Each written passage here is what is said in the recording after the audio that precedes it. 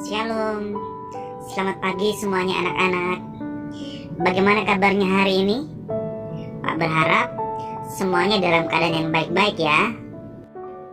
Selamat pagi juga Pak Guru. Kabar baik Pak. Bagaimana liburannya anak-anak? Bosan ya? Sudah terlalu lama di rumah.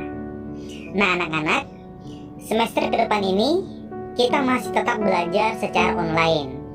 Dan model pembelajarannya Pak akan lakukan dengan video animasi seperti saat ini.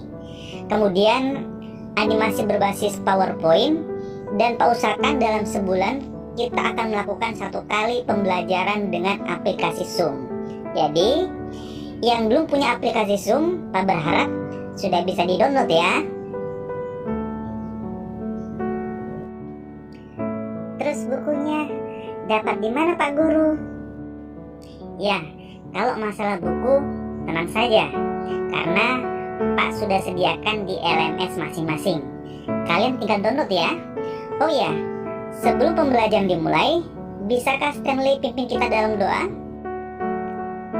Bisa Pak Guru. Teman-teman, mari kita berdoa. Tuhan Yesus, terima kasih atas penyertaan yang Engkau berikan kepada kami semua. Pimpin dan sertai kami yang akan belajar pada hari ini. Ini doa kami, dalam nama Yesus Kristus kami berdoa. Amin. Baik anak-anak semua, materi pertama kita pada hari ini tentang hak asasi manusia di Indonesia dengan kompetensi dasar 1.1, menerima HAM sebagai anugerah Allah. Dan Pak berharap walaupun pembelajaran kita masih secara online, kalian semua harus tetap serius dan bersemangat mengikuti proses pembelajaran ke depan ini. Oke Pak, pasti kami semangat. Nah anak-anak, ada yang tahu apa itu HAM? HAM adalah hak asasi yang paling mendasar dan bersifat universal yang dimiliki oleh manusia, yang tidak dapat diambil oleh orang lain, yang merupakan pemberian Allah. HAM itu ada 3. Pertama, hak warga negara, hak politik, dan hak ekonomi dan sosial. Oh, begitu ya. Kalau boleh tahu Pak, bagaimana asal mula munculnya HAM? Nah, anak-anak, perhatikan ya. HAM pertama kali muncul diawali lahirnya Magna Carta di Inggris. Kemudian menyusul lahirnya Bill of Rights yang isinya kebebasan memilih dan mengeluarkan pendapat, sampai pada akhirnya pada tahun 1948 PBB melahirkan rumusan yang dikenal dengan The Universal Declaration of Human Rights. Oh iya anak-anak, Pak ada keperluan sedikit di luar. Pak tugaskan kalian mengerjakan tugas tentang bagaimana praktek HAM di Indonesia. Kalian berdiskusi ya. Sebentar kita bahas. Oke Pak, nanti kami kerjakan. Dedi, ayo kita diskusikan tugas dari Pak Markus tentang HAM di Indonesia. Malas, kamu saja yang kerjakan. Mending saya ke kantin makan. Saya lapar sekali. Ayo Stanley, kita sama-sama ke kantin makan. Nanti saya traktir Nana. Tidak boleh begitu. Pokoknya kita harus kerjakan tugas yang disuruh.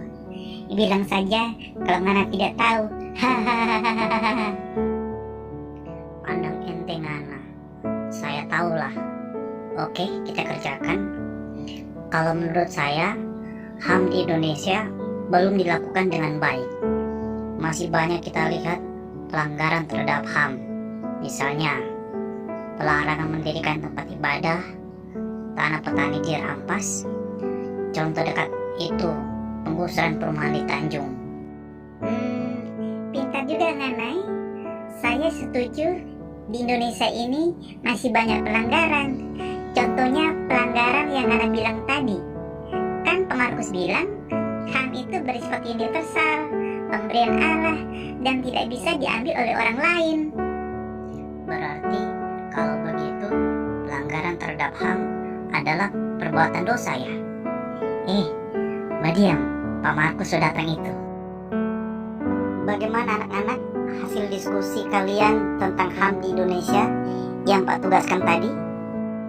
Menurut hasil diskusi kami berpendapat kalau sesungguhnya masih banyak sekali terjadi pelanggaran HAM di Indonesia.